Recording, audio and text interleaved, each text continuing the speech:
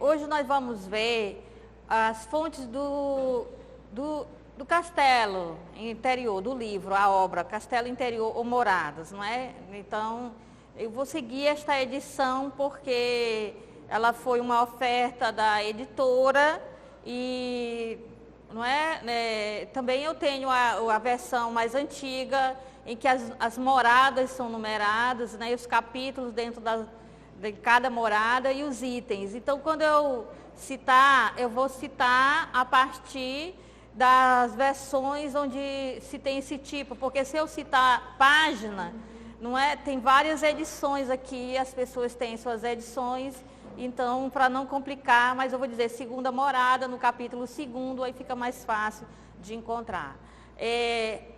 Eu vou seguir o meu artigo que saiu na revista Kairos, que já mencionei para vocês da outra vez, não é?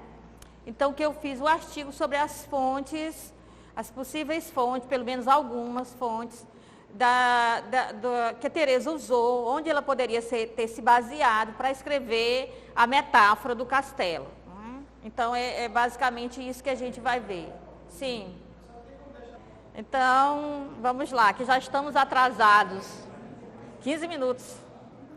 Então, por que Teresa escreve o Castelo Interior? Nós estamos nos aspectos introdutórios ainda. Enquanto eu for falando aqui, também vou mencionando a vez passada, o nosso primeiro encontro, para que aqueles que vieram hoje pela primeira vez possam acompanhar com tranquilidade. Não é? Então, por que Teresa escreve este livro, Castelo Interior ou Moradas? Então, primeiramente, por motivo de obediência. Foi pedido a ela que fizesse os relatos das experiências espirituais e que, ao mesmo tempo, desse condições a uma pessoa de, seguindo um método, poder ascender na vida espiritual, poder, através de um método, pudesse avançar na qualidade da oração. E esse é o primeiro motivo. O segundo motivo é que ela mesma acha que é necessário explicar para as religiosas um método de oração, um método que leve as pessoas a crescerem na vida espiritual, a entrarem numa escola de oração. Então, Teresa tem esse objetivo, de divulgar um método para que qualquer pessoa, em primeiro lugar, as próprias irmãs de comunidade lá do Carmelo. Em segundo lugar, qualquer pessoa que deseje crescer na vida de oração. Por quê? Porque ela é devedora de um livro, ela despertou, não é, para a oração passiva, a oração que não é a oração de recitação de oração, mas aquela oração contemplativa, a oração de abandono, que é chamada, não é? Aquela oração que é entendida como travar uma conversa com um amigo, que é Deus, ou seja, encontrar-se com um amigo, primeiramente. Então, ela deve isso a um livro que ela leu, não é? Então, nós vamos ver isso. Esse livro se tornou uma das fontes do Castelo Interior, que é o terceiro abecedário, e nós já mencionamos da vez passada esse livro, e esse livro foi muito importante para a Teresa. Então, ela quer ajudar as pessoas a crescerem na dimensão da oração, a avançarem nesse itinerário, ela quer dar um método para que as pessoas passem de uma oração meramente repetitiva, distraída, ou até mesmo de práticas de ascese muito rigorosas, para uma experiência do Deus que é amor. E que dá gosto orar assim, porque se encontra com um Deus que é amor, com um Deus que é amigo, não é? Então, é isso, a autoridade da igreja e a tutela, porque ela é superior, ela reformou. Então, ela fundou um tipo de Carmelo que é chamado Carmelo Descalços, de Carmelitas Descalça, porque elas não usavam sapatos, usavam sandálias. Não é? Ela tem um Carmelo que é muito vinculado à pobreza franciscana, e ela é muito influenciada pela espiritualidade de São Francisco, no que se refere ao relacionamento com os bens materiais. Então, esse segundo objetivo é instruir as religiosas. Então, quer instruir as religiosas sobre um caminho interior. Ela vai depois também escrever, tem outro livro chamado O Caminho da Perfeição. Mas nós estamos nos dedicando somente a essa obra, Castelo Interior, que já é uma obra super importante para a espiritualidade, para a história da espiritualidade cristã, né? E é um livro que realmente ela descreve o método. Então, nós vamos nos ater somente ao Castelo Interior, mas é um itinerário de vida interior. Esse itinerário ao mesmo tempo, se cresce na oração e no autoconhecimento, certo? Então, não é só a pessoa ir desenvolvendo a qualidade da oração, mas também a pessoa ir desenvolvendo um conhecimento mais aprofundado sobre si mesmo, não é?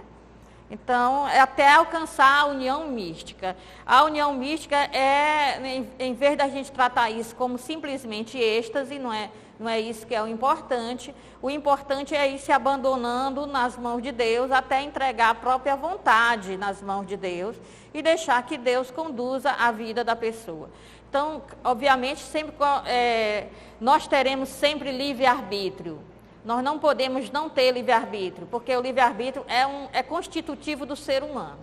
Se é humano, tem livre-arbítrio. Não pode nunca não ter livre-arbítrio, certo? Então, o que acontece não é que nós deixemos de ter o livre-arbítrio, porque isso é impossível. Mas é que nós, apesar de termos a nossa vontade, nós utilizamos o livre-arbítrio para abrir mão da nossa vontade imediata e em função de fazer a vontade de Deus. Isto é aprendido com Jesus, com a oração de Jesus. O que Jesus diz? Pai, afasta de mim este cálice. Ou seja, isto é a vontade dele, mas não faça a minha vontade. Eu tenho consciência do que é a minha vontade. Faça-se a tua vontade. Então, a minha vontade que eu não passe por esse sofrimento. Contudo, a minha principal vontade é fazer a tua vontade. Então, se a tua vontade estiver envolvido na tua vontade, esse acontecimento que eu passo por ele. Então, em vez de se pensar em visões, êxtase e outra coisa mais, é se entregar totalmente, uma entrega total, um abandono total na mão de Deus, isso é a união mística. Independente de haver êxtase ou não haver êxtase, não é? Isso é a união mística. Quer dizer, é um total cumplicidade entre Deus e a pessoa. É algo como Paulo dizia, eu vivo, mas não sou eu, é Cristo que vive em mim. Quer dizer, eu estou tão cúmplice, nós somos tão cúmplices que eu não sei mais quando eu falo, quando eu faço, quando ele fala, quando ele faz. Né? Nós estamos muito unidos, é isso que é a união mística, não é?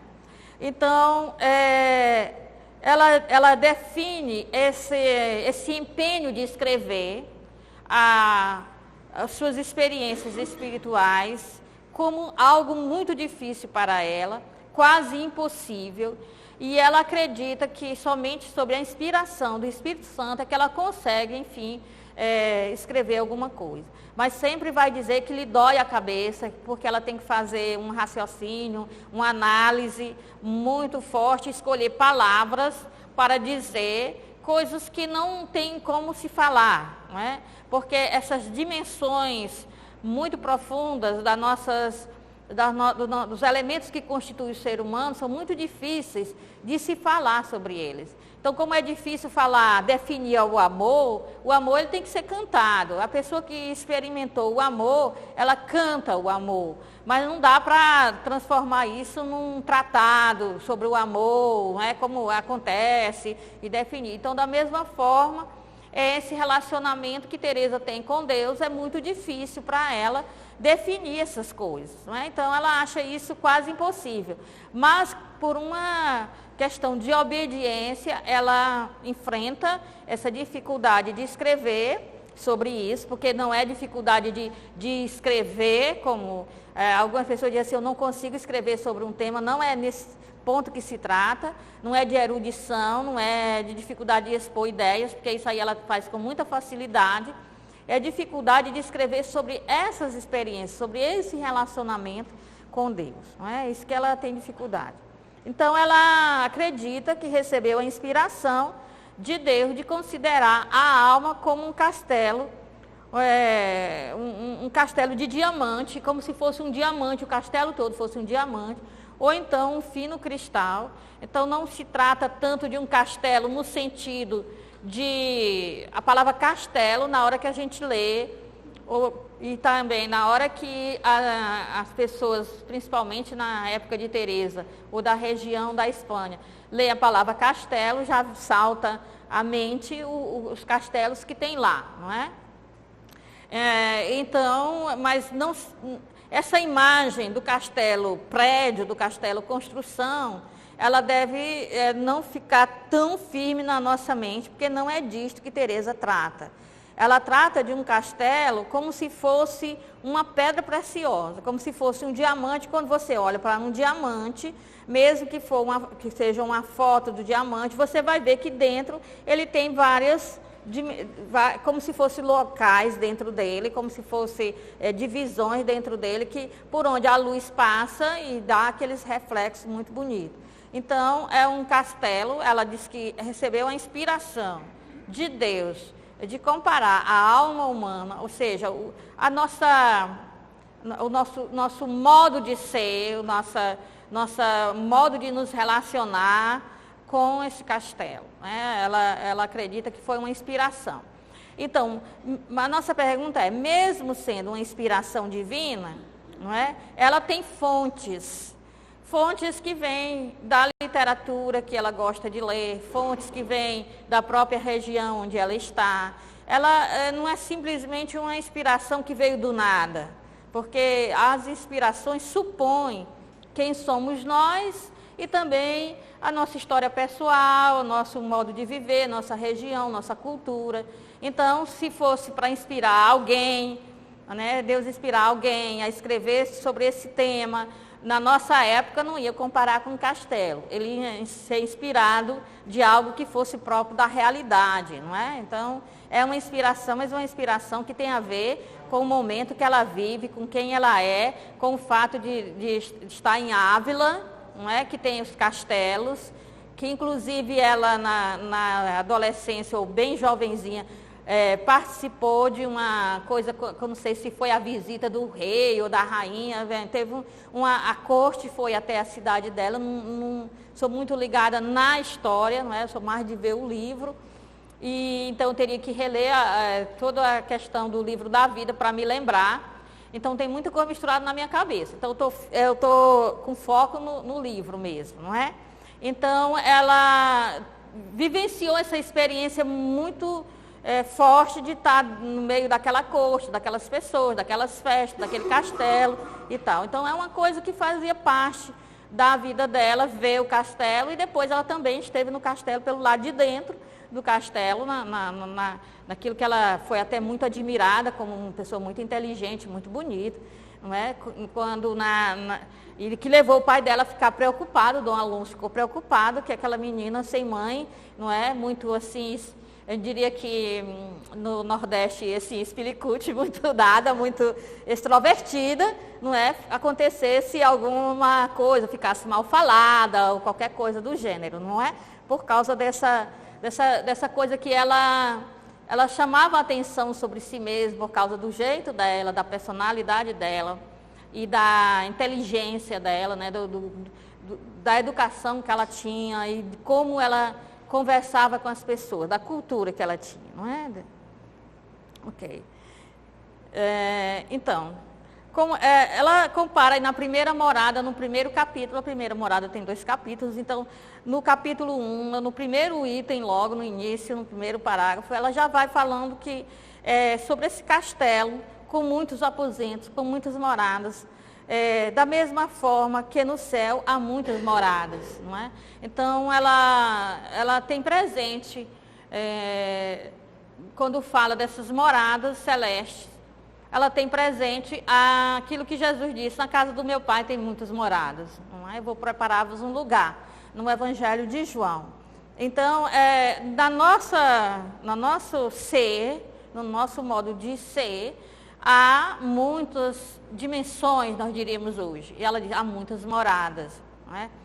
Eu uma vez tive acesso a um livro, ele está esgotado e era um livro de biblioteca, então não tenho comigo, não me preocupei em tirar cópia.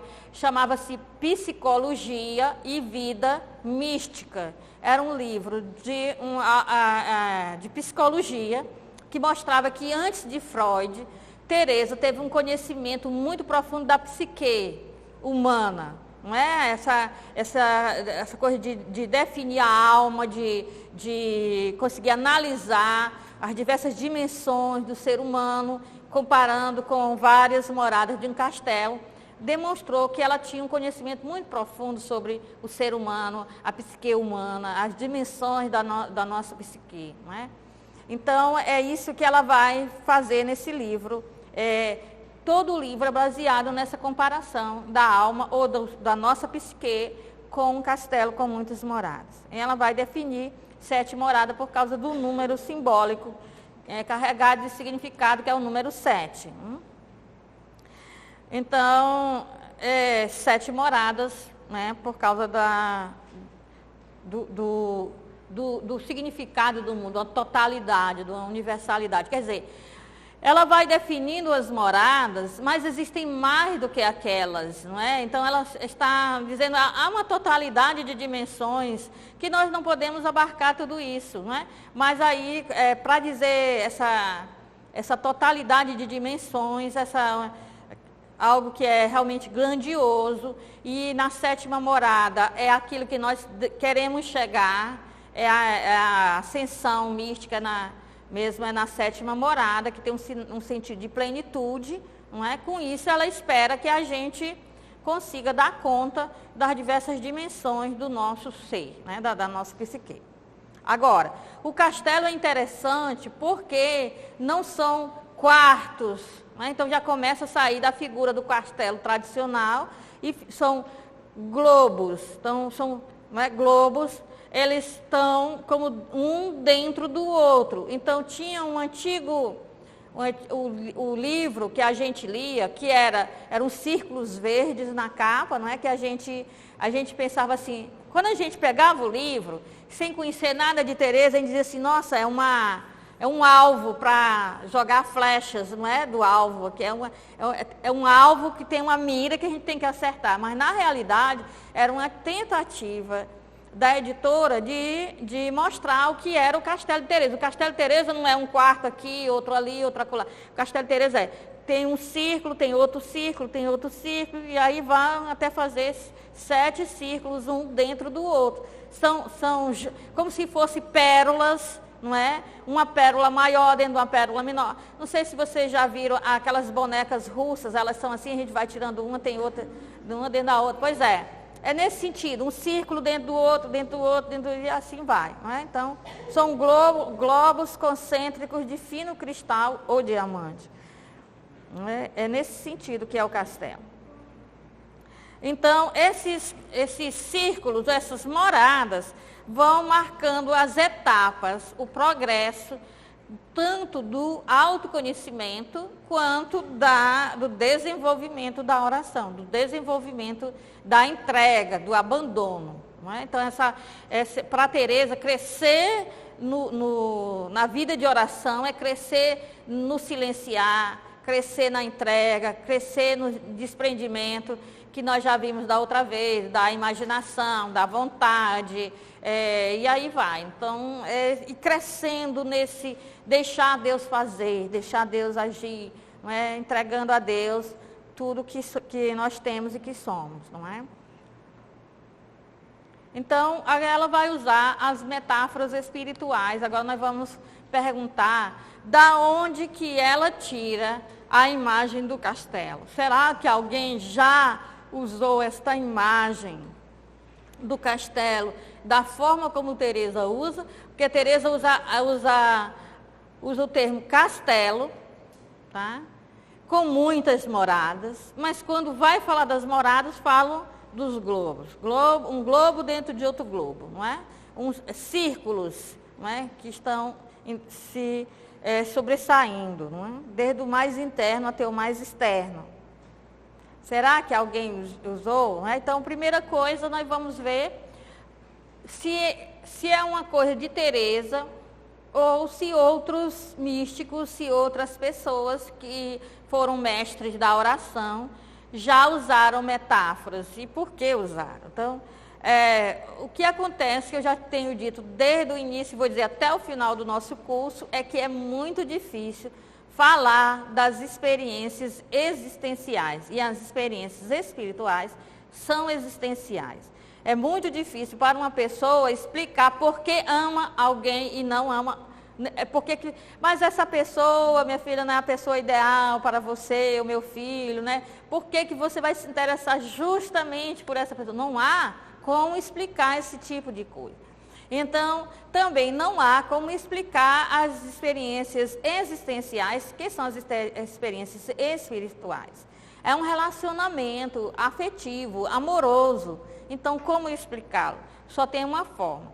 Para vir em auxílio dos limites da linguagem humana, então, as metáforas e os símbolos vão tentar dizer algo, vão tentar nos dar uma ideia, para que a gente possa também recorrer entendendo, a partir da metáfora, há muito mais a dizer, mas ela não está definindo, ela está dando uma metáfora para que eu possa compreender um pouco e a partir daí eu possa discernir também as minhas experiências e o nível em que estou, tanto no conhecimento de mim mesma, quanto no nível que eu estou de abandono na oração, abandono a Deus. Não é? Então, por causa das fronteiras da linguagem, dos limites da linguagem, é muito difícil, não é, ter uma linguagem exata, racional, para falar dessas coisas. Então, só tem um jeito, usando a metáfora, o símbolo. Então, o símbolo que os místicos tiram, porque não é só Teresa, mas qualquer um que esteja tentando nos dar um método de oração, porque são várias pessoas, e não só no cristianismo, mas também no judaísmo, também entre os árabes, também entre os japoneses, também entre os chineses, etc.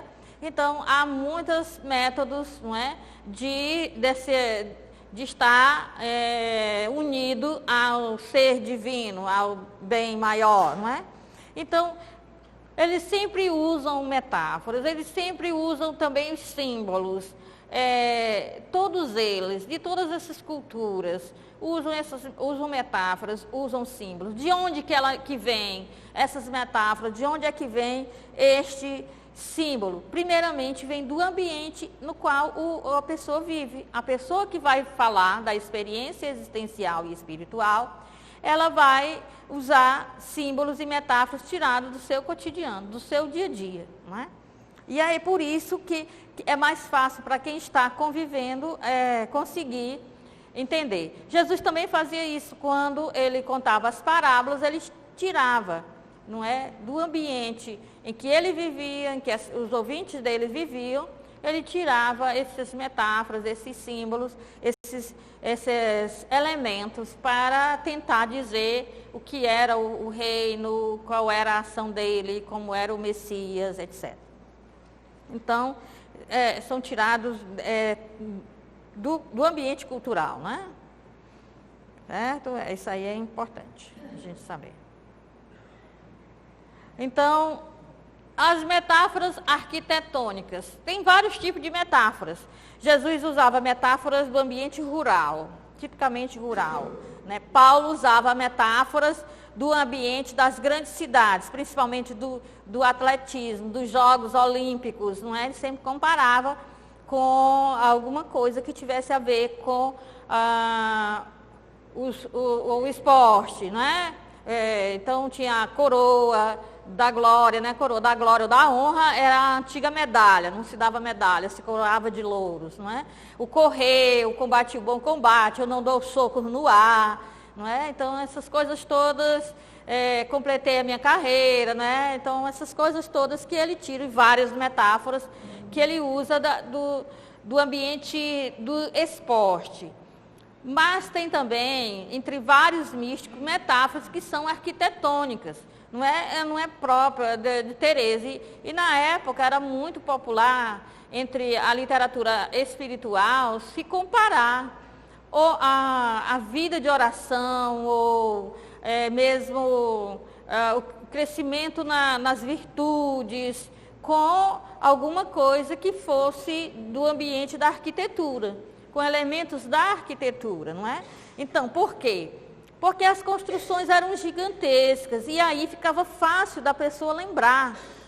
Então, tinha um objetivo de memória, de trazer a memória com mais facilidade, não é?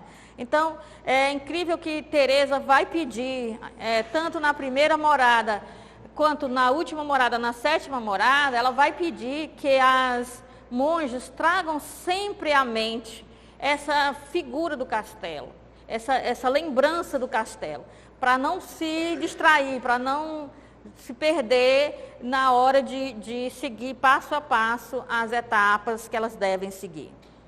Então, num castelo tem muita coisa. Então, tem desde a sala do trono até o ambiente de porão, certo? Então, trazer sempre à mente a figura do castelo, para ajudar a memória, né? A lembrar, se traz à mente, se as monjas trouxessem à mente sempre, trouxessem à memória a figura do castelo, elas iriam lembrar das moradas, elas iam lembrar da sala do trono, elas iam lembrar de vários compartimentos que tem no castelo, e isso facilitaria lembrar dos passos que tem que dar para seguir na vida de oração.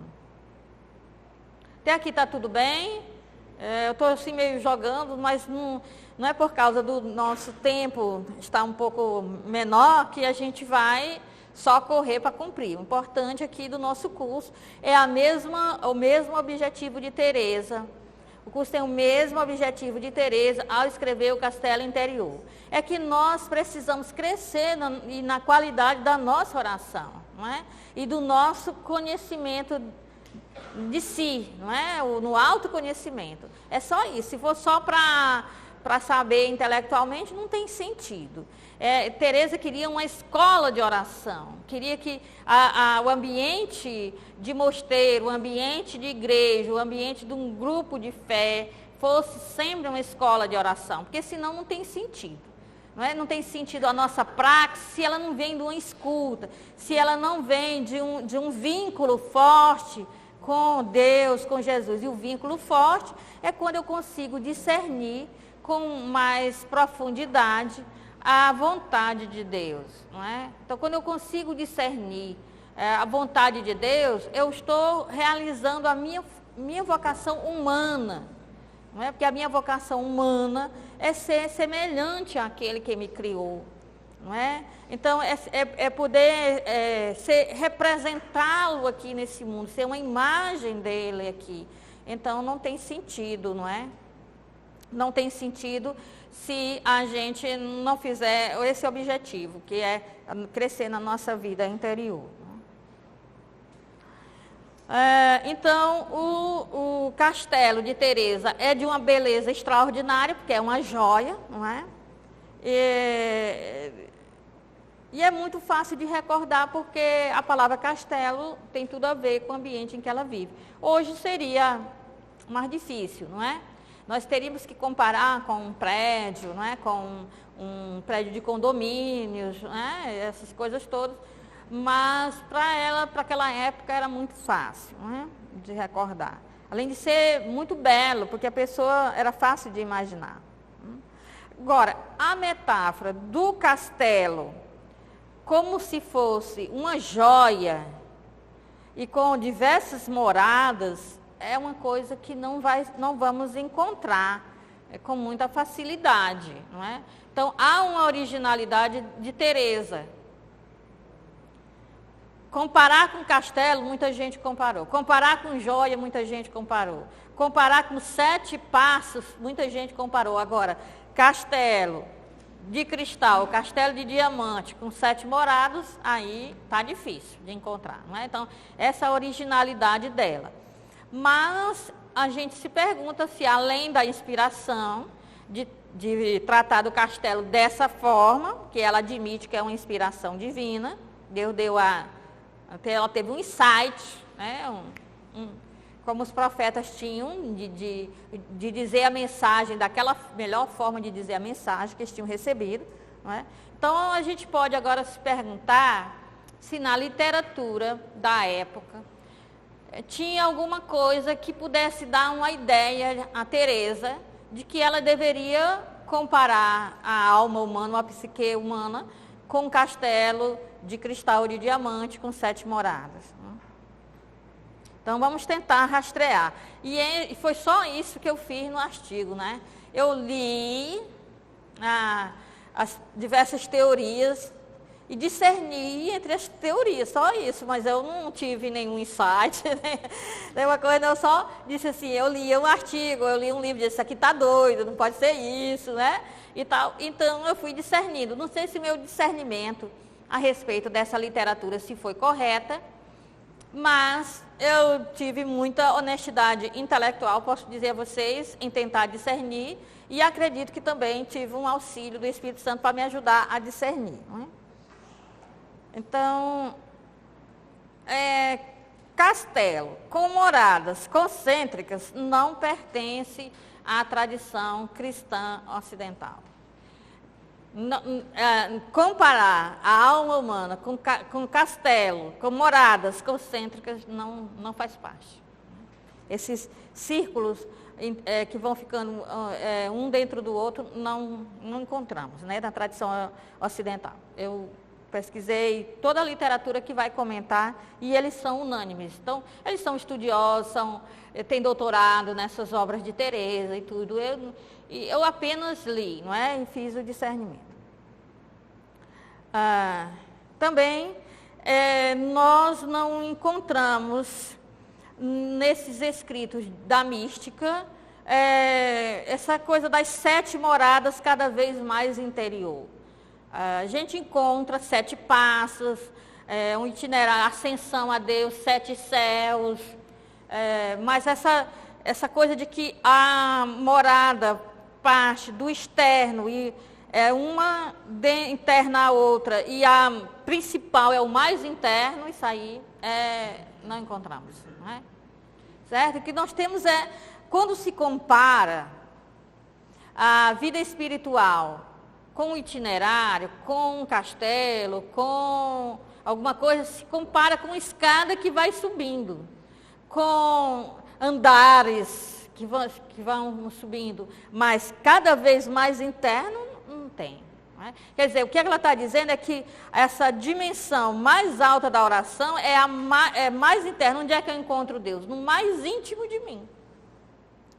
Naquela dimensão até desconhecida, pouco acessada por nós. Nós pouco acessamos a sala do trono. E o método é exatamente, todo mundo tem uma sala do trono. Tem a sala do quarto nupcial também, que ela chama. Só precisa acessar. É tão íntimo, é tão interno, tão no âmago do ser humano, que pouca gente acessa. Então as pessoas elas se relacionam umas com as outras e com Deus de uma forma mais superficial possível, não é? E ela vai mostrar que quanto mais se entra assim naquela dimensão, mais tem. Então, a mística oriental fala de entrar em si mesmo, de internalizar, mas não fala de castelo, nem de esses círculos concêntricos, não é? Então a gente vai ver que ela pega uma coisa de alguém, de outro, não é? E vai compondo esse castelo. Então a pergunta que é da nosso encontro hoje, que é a pergunta do artigo, é de onde? De onde que ela tirou essa ideia, não é? O que poderia tê-la influenciado? Que fonte que fonte literária teria dado a ela essa ideia de um castelo com moradas que são círculos que vão cada vez mais interna e que a principal morada é a mais interna? Seria essa a pergunta. Então, cristãos, judeus, muçulmanos, não é? Falam da união com Deus, tratando disso como uma viagem ou um trajeto, um itinerário que a gente percorre. Isso aí está nas tradições místicas dos cristãos, dos judeus, não é? E do Islã. E temos que lembrar que a Espanha da época de Teresa é uma Espanha marcada pela presença de judeus, de muçulmanos e de cristãos. Tá? Então, esse itinerário, esse caminho a percorrer, eles já falam, não é? Essas tradições místicas falam. E Teresa também, quando ela fala do castelo, ela também fala como um itinerário de oração, passos, etapas que são percorridos. Então, é um caminho que se faz para dentro de si mesmo. Lá, no mais interno, se encontra aquela união mística, aquela união mais profunda com Deus. E ela trata mais disso no livro Caminho de Perfeição, mas o itinerário, a caminhada, sempre foi muito importante para Teresa. Ela passou a maior parte da vida dela em viagens, para fundar os Carmelos Reformados. Então, uma vez eu vi uma palestra da pessoa contando uma anedota de Teresa, aquela anedota bem conhecida, que ela caiu na lama, não é? E aí Jesus disse, é assim que eu trato meus amigos. Ela disse, é por isso que você tem poucos amigos, não é? Então as pessoas diziam assim, mas uma monja, as pessoas perto de mim diziam, mas uma monja não sai do mosteiro. Como é que ela foi cair, né? No dia que a coitada saiu do mosteiro, acha de cair numa lama. No dia que a coitada saiu do mosteiro, Teresa vivia viajando, não é? Então, inclusive, a morte dela se deu durante uma viagem. Ela não conseguiu chegar ao destino porque morreu no meio do caminho. Né? Ela morreu no meio da viagem. É até interessante essa questão dela ter morrido no meio da viagem. Porque o padre que foi levar a hóstia para ela, foi levar o viático, né, a última comunhão para ela, viu que ela estava morrendo e ela falando com as monjas que estavam perto para não esquecer de progredir na vida espiritual e aquela coisa toda, e falando as coisas muito profundas, e as monjas querendo ouvir as últimas palavras de Teresa, e o padre perguntou, madre, se a senhora mesmo está indo, não é? Para junto de Jesus, onde que a senhora quer ser sepultada? Aqui ou em Ávila? E ela olhou para o padre, que ela sempre era, né? Dizia assim, padre, imagina, que pergunta é essa? Imagina se eu defunta vou querer casa própria? Como é que uma defunta vai pensar em casa própria? Né? Quer dizer, na minha vida eu vivi andando, eu nunca sosseguei em lugar nenhum, agora é que eu vou